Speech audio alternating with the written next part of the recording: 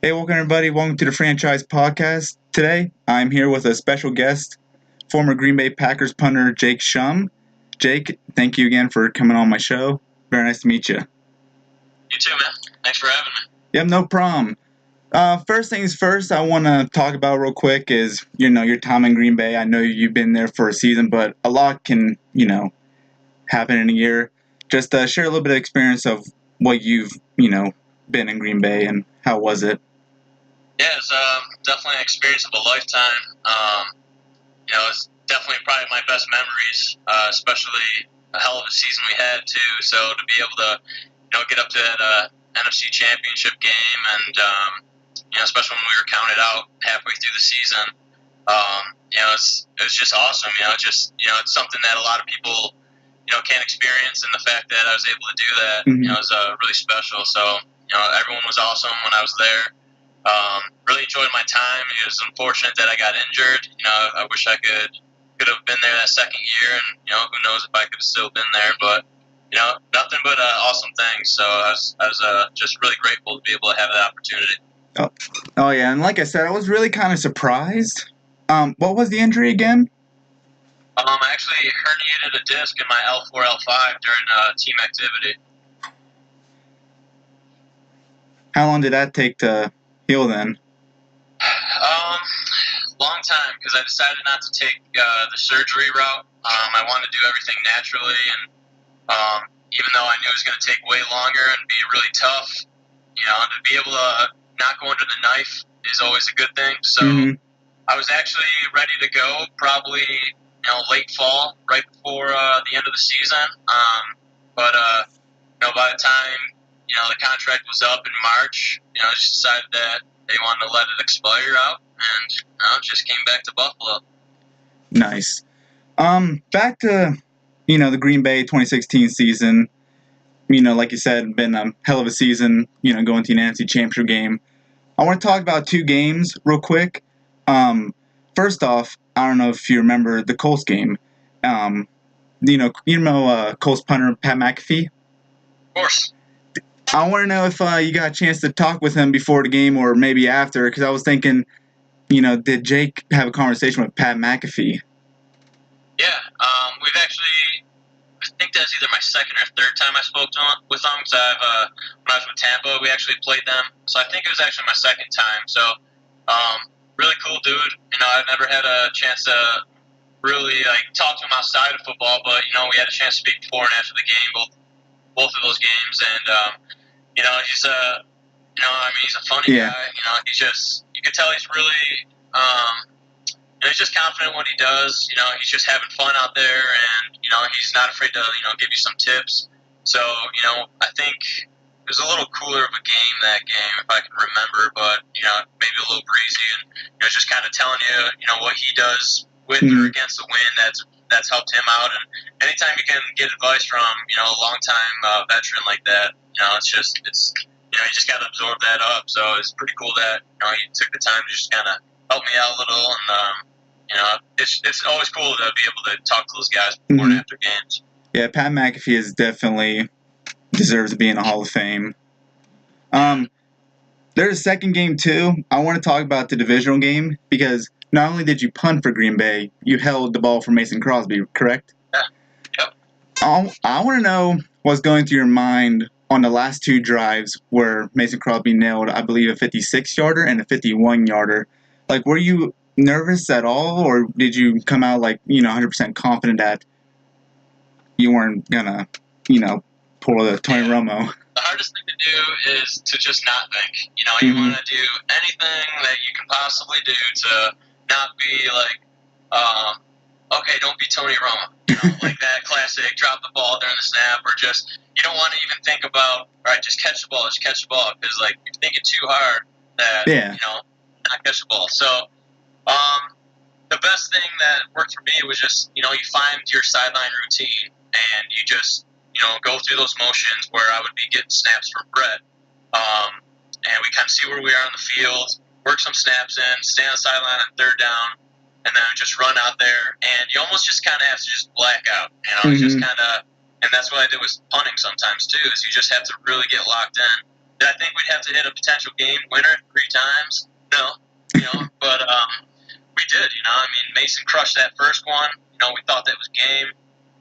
Cowboys went down, obviously, tied it up, and then Rodgers made that ridiculous throw. Oh my and Cook with God, the catch, and we got out there again, and it's the same thing. You just have to just kind of lock in, dial in, and just kind of get out of your own head and just see it as another rep. And that's what we did. Mason crushed the first one. They called timeout. Mm-hmm. And yeah, it takes a lot of focus and a lot of practice, but when you're working on that every single day, you kind of just learn how to just get out of here and just do it. And Agreed. Obviously Mason crushed that, and probably the best memory that I had is of our games. It was just really awesome, and get one step closer to the Super Mm-hmm. Bowl. And of course we fell short a little, but it was a really cool moment. Yeah, that game too was probably one of my favorite games in like the last 5-6 years. And I know people want to give Mason Crosby, credit for the kick, which he is, but people don't really focus on how important this, the holder is, the placeholder. Yeah. So. It's a lot. Oh yeah. I get more nervous doing that than punting. It's just I'm like, I mean, what I'm doing is like that's costing points. If I hold the ball wrong, that's points involved. So, props to Mason for. I mean, he's been an awesome kicker for how many years. So, for him to do that, multiple times in that game, it was really cool, and just to be part of it. We needed perfect operation Mm-hmm. to be executed, and we did. Brett to myself to Mason. So it was cool to the game basically come down to us, and we did it. So got the job done. So you're now a free agent, and I saw your recent post of you punting the ball that's in Buffalo, right? Yep. And you said 70 yards for one of your kicks? Yeah, so sometimes I'll just mess around, hit the ball through the uprights from either different angles of the field, or I'll just be like, you know what, I'm just going to try to drive this through, see what I can do. So it was from the midline, so 60 yards, 65, and then 70 yards back.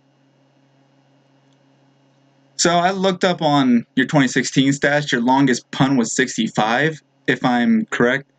I'm trying to figure out what game was that from. I tried looking all over YouTube and all that stuff, trying to find. I think it was actually my longest punt of the season was during the Dallas game. I think because I had the first one or the second one. 2 or 3 punts, and it was ended up being a touchback, but it was I think it was my longest one.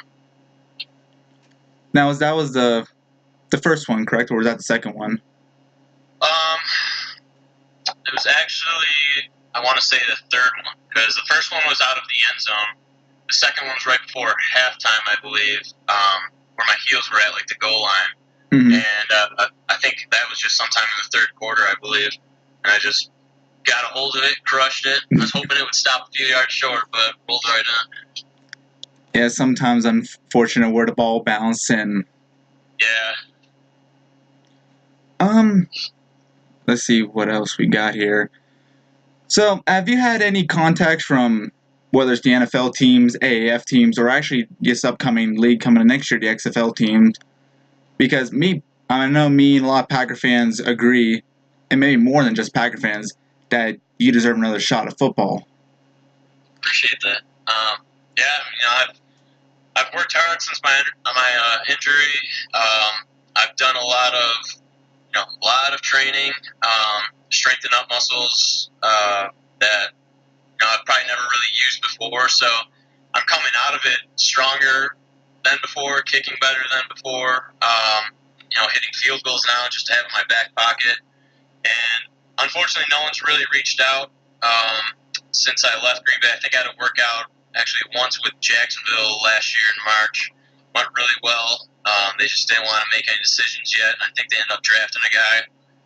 And then late season this year, Buffalo actually brought me in with 2 other guys, I think in November. Did really well.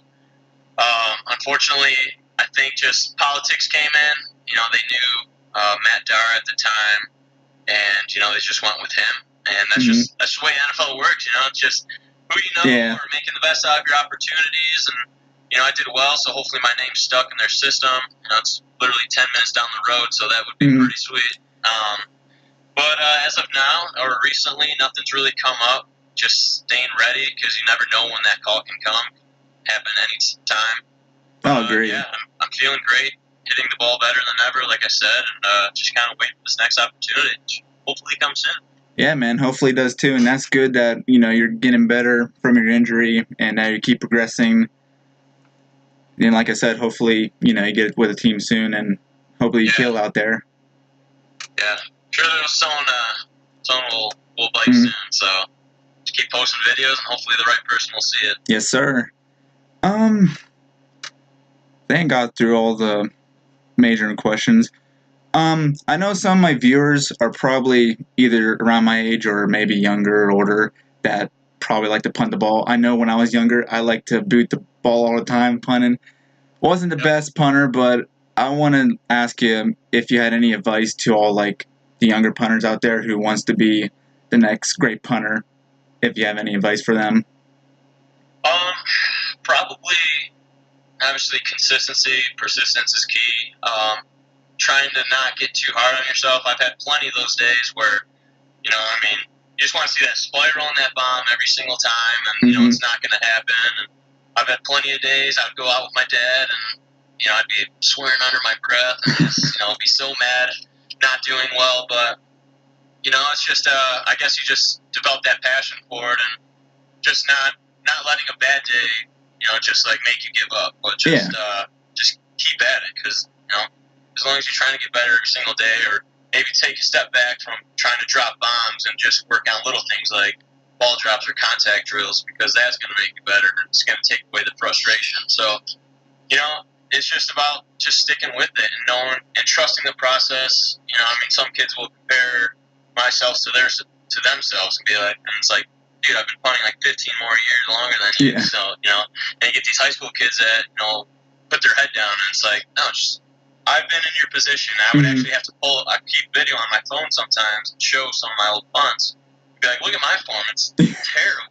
So it's like, but that's just years and years of hard work to get where I am. And, it'll come. As long as you stick with it, do something every single day. Yeah. It'll happen.